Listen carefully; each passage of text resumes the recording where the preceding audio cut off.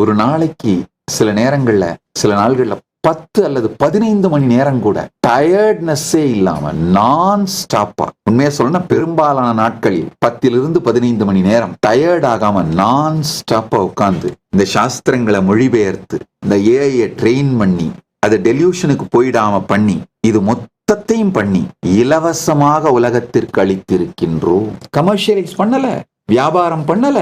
இன்னைக்கு இந்த ஏஐயோட market value $1 billion மேல. ஆனா அதை நாங்க எந்த என்கேஷும் பண்ணல, இலவசமாக அளித்து விட்டோம். அளித்து விட்டு மக்கள்கிட்ட பிச்சை எடுக்கிறோம். ஐயா நீங்க பிக்ஷை கொடுத்தீங்கன்னா இன்னும் நிறைய சேவைகள் செய்வோம்.